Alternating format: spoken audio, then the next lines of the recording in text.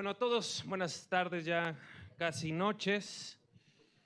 Primero quiero festejar que hace un momento el ministro Juan Luis González Alcántara haya admitido a discusión de la Suprema Corte de Justicia el recurso de controversia constitucional que presentó el gobernador en su momento, Diego Sinué, del estado de Guanajuato. Enhorabuena por ello, y yo confío que en la mayoría de las y los ministros de la Suprema Corte de Justicia al finalmente le den la razón a quienes la tenemos en materia legal y constitucional. También, por supuesto, deseo informarles que acaba de ser presentada esta semana por un servidor una acción de inconstitucionalidad de esta misma legislación, porque es nuestro derecho así creerlo, porque tenemos sobradas razones para hacerlo. También obvio es de su conocimiento que hay una gran cantidad de amparos que han procedido ya en suspensión definitiva, colegiada, ya no solo por un juez. También es de su conocimiento que el Pleno de la Suprema Corte de Justicia acordó que iba a discutir el tema de la legalidad de la misma reforma. Y aquí es mi llamado, con mucho respeto, a las presidencias de estas comisiones. No deberíamos estar sesionando en este momento esta materia porque hay suspensiones, porque el tema aún no está resuelto. Y esta Cámara de Senadores está pareciendo una oficialía de partes, porque recién llegó la iniciativa del Ejecutivo y sin siquiera moverle una coma, la están aprobando. Amigas, amigos, es necesario analizar de fondo la iniciativa de reforma, pero en este momento no es procesable. Querida presidenta y presidente de la comisión, estamos orillando a México a un conflicto entre poderes, entre los poderes de la Unión. No puede ser que el poder judicial esté determinando una suspensión y aquí simplemente no importe, porque el poder judicial es tan legítimo como el poder legislativo y debe ser acatadas, así como las reformas, las sentencias, mientras no esté resuelto de fondo. No solo vamos a entrar en un conflicto entre poderes, vamos a entrar en un conflicto con los organismos internacionales a los cuales formalmente México pertenece. Y lo que yo pido respetuosamente a esta comisión es que mientras no sea resuelto el tema de fondo de la reforma constitucional, no vayamos a legislar sobre las rodillas y de manera absolutamente arbitraria. Le pido, presidenta, que no dejemos este grave precedente. Le pido que entendamos que hoy la Corte ha admitido a discusión una controversia sobre la materia. Y les pido además que no violentemos el derecho de miles de trabajadores del Poder Judicial, que no violentemos el derecho que tiene cualquier mexicano cuando tenga alguna situación jurídica a tener un juez capaz, un magistrado capaz, y no al más popular o al de consigna que haya decidido imponer vía los programas sociales el gobierno en turno, porque eso es lo que está ocurriendo. Ya estoy viendo a los siervos de la nación diciendo por qué juez habría que votar. Y ya estoy viendo en muchas regiones del país, tristemente, diciendo a los grupos del crimen organizado diciendo quién sí puede participar para juez y quién no, amenazando y hasta bajando de la supuesta contienda a quienes no quieren. Y el sueño dorado del crimen, va a ser tener jueces de consigna.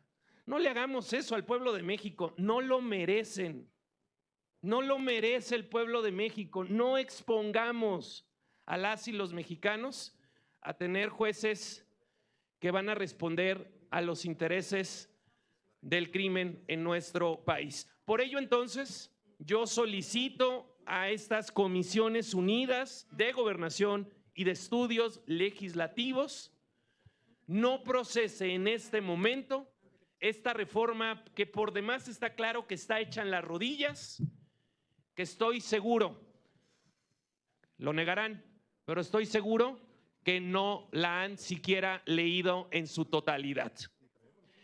Es cuanto, presidenta y presidente de la comisión. Muchas gracias por su atención. Camino Farhat, en nombre del Grupo Parlamentario Morena. Muchas gracias, presidenta. Muy buenas noches. Yo creo que a quien me antecedió en el uso de la palabra ya se le olvidó lo que hizo el PAN en Yucatán, en donde realmente arrodillaron, masacraron, asaltaron al Poder Judicial. Eso es lo que nos pudo pasar si llegaban al poder. Lo bueno es que no llegaron y nosotros vamos por más. También les puedo decir que la ley es la ley, pero si no les beneficia, entonces no es ley. Esa no les aplica a ellos. Qué pena. Nos felicito a todas y todos nosotros por no permitir nuevamente una moratoria constitucional, que no es otra cosa que guardar la Constitución en un cajón y hacer como que no existe para hacer lo que se les pegue la real gana. Hoy nosotros no estamos haciendo precisamente eso. Estamos dándole forma a una reforma que nos mandató el pueblo de México. Todo poder público dimana del pueblo y se instituye para su beneficio. Este principio es la esencia misma de la democracia, palabra que por favor busquen en su diccionario, de un gobierno que responde a las demandas y necesidades de sus ciudadanas y ciudadanos. La soberanía no existe plenamente sin un poder judicial independiente, fuerte y legitimado por un proceso democrático, transparente y confiable. Esta reforma, como le dije hace un momento, tiene como objeto establecer un recurso jurisdiccional efectivo de defensa, con el fin de garantizar el derecho a ser votadas de las personas que participen en el proceso electoral para la renovación de los cargos públicos del Poder Judicial de la Federación y posteriormente lo será también de los estados. De esta manera se establece un marco claro y sólido para garantizar la legitimidad y transparencia en la elección de las personas juzgadoras, quienes serán responsables de velar por el pleno respeto a los derechos y el cumplimiento de las leyes de nuestro país. Este instrumento fundamental para asegurar la certeza jurídica y consolidar la confianza en nuestras instituciones. Necesitamos tiempo, dicen. Yo les pregunto, ¿cuánto tiempo más? Porque para el pueblo, al menos en esta última elección, nos dijo que ya no hay y tenemos que actuar ya. Solo con medios de impugnación adecuados y efectivos que permitan corregir las irregularidades, las violaciones a las normas constitucionales y legales durante la elección de ministras, magistradas y juezas se logrará una tutela judicial efectiva. Sabemos que la elección de quienes habrán de juzgar todos nuestros asuntos, todas nuestras terminales jurídicas, tanto de personas como instituciones, como de autoridades, como de funcionarios, no es un asunto menor.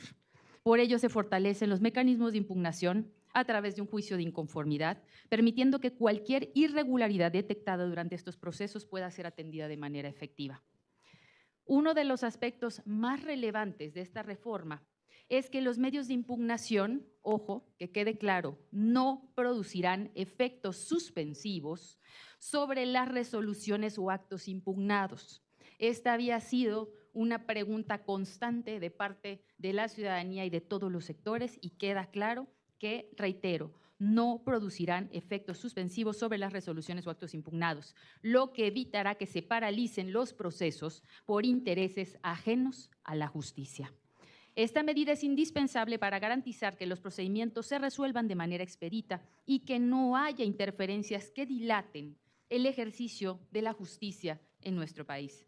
Además, establece con claridad cuáles serán los actos impugnables en las elecciones de los cargos judiciales, lo que brindará certeza jurídica tanto a las y los candidatos como a quienes van a elegirlos. Este tipo de claridad y transparencia es fundamental para construir una democracia fuerte, en la que la confianza en nuestras instituciones sea inquebrantable, no como está el día de hoy.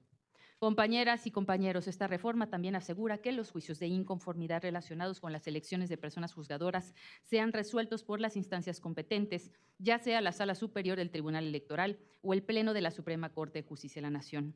Esta disposición refuerza la división de poderes y asegura que los conflictos derivados de estos procesos sean atendidos por quienes tienen la autoridad y experiencia necesaria para garantizar la correcta aplicación de la ley.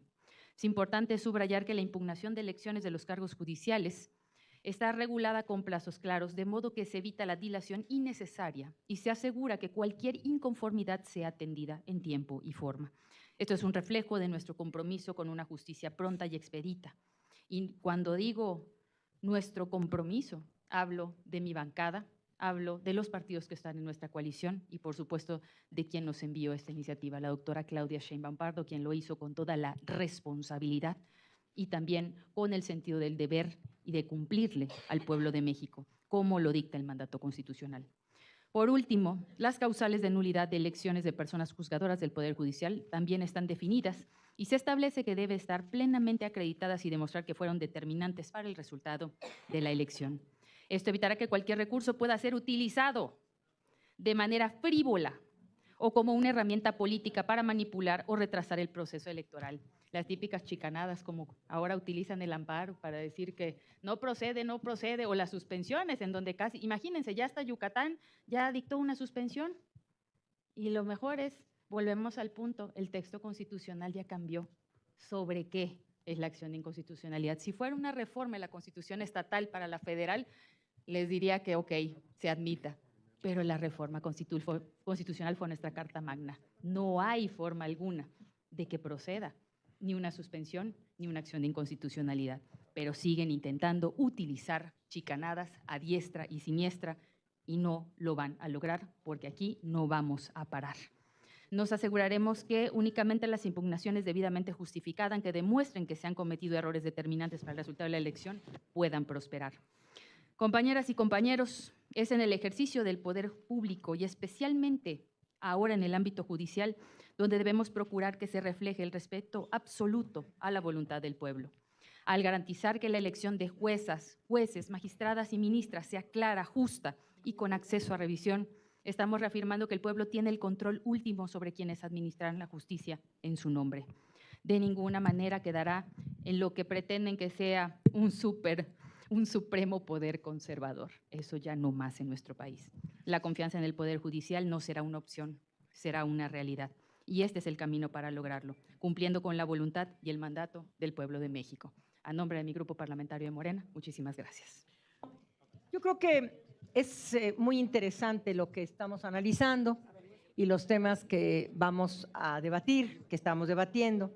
Evidentemente, tendríamos que explicarle a la gente con bolitas y palitos qué se propone este dictamen para reformar, para adicionar distintas disposiciones de la Ley General de Instituciones y Procedimientos Electorales y qué se propone la iniciativa que también reforma y adiciona la Ley General del Sistema de Medios de Impugnación en materia electoral.